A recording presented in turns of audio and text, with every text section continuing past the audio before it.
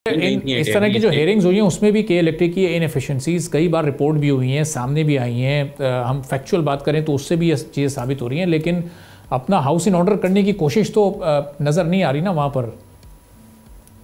I think अब तो करना पड़ेगा उनको, क्योंकि अब तो देखें, एक रेगुलेटर के पॉइंट अभी से भी आप सोचें ना कि एक आपको एक पिटीशन अगर दी गई है और आप 2 साल अगर बैठे हुए हैं उस पे, आपने कोई डिसीजन अनाउंस नहीं किया, जब तक आप किसी को एक बेंचमार्क नहीं दोगे तो देखिए, सिर्फ कैलेक्टर पे डालने से बेहतर है कि थोड़ा सा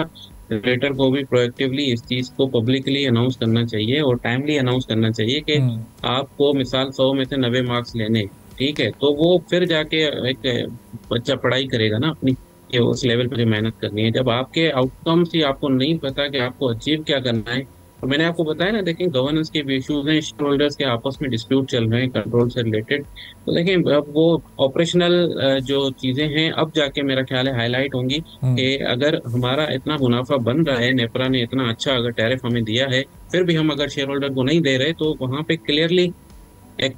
पॉइंट आ जाएगी इनएफिशिएंसी की कि हमने रिकवरी क्यों नहीं की। सही, ठीक है, या रिकवरी क्योंकि को अब हम देखें कैसे आप बढ़ा शंकर साहब, सकते इस हैं, तो आई मामले की थिंक संजीदगी अब ये सिर्फ आवाम तक नहीं रहा, बल्कि जब ये सेनेट की स्टैंडिंग कमेटी का इजलास हुआ इंडस्ट्रीज़ और प्रोडक्शन की, तो उसमें के इलेक्ट्रिक के CEO मोनिस अलवी को वहाँ से निकाल दिया गया। बड़ी गर्मा गर्मी हुई, उन्हें तलब किया गया था वहाँ सवाल जवाब के लिए, लेकिन वहाँ हमने मनाजिर देखे किस तरह वहाँ पर उस कमेटी के रूम से उनको निकाला गया। तो इससे भी इस मामले की अब संगीनी और संजीदगी का एहसास होता है। बिल्कुल सही कह रहे हैं आप। तो देखें, मैं अगेन यही कहूंगा कि देखें, रिटर्न एक हद तक लेना, अच्छा रिटर्न लेना एक बिजनेस का रूल होना चाहिए, जिससे आपकी, देखें अब एक बात है, आप अब कंपनीज को प्राइवेटाइज करने जा रहे हो, डिस्कोर्स को, ठीक है, तो कोई भी ऐसा प्रेसिडेंट सेट नहीं करना चाहिए गवर्नमेंट को कि जिससे ये एक मैसेज जाए कि हम एक सफिशिएंट रिटर्न की बात ही नहीं कर रहे, तो डिस्कोर्स की प्राइवेटाइजेशन में आगे चल के इशू नहीं होना चाहिए। ठीक है, but at the same time company को अपने लेवल पे भी जो इनएफिशिएंसीज हैं उसको एड्रेस करना चाहिए। And you have rightly pointed out कि जो ट्रांसमिशन एंड डिस्ट्रीब्यूशन के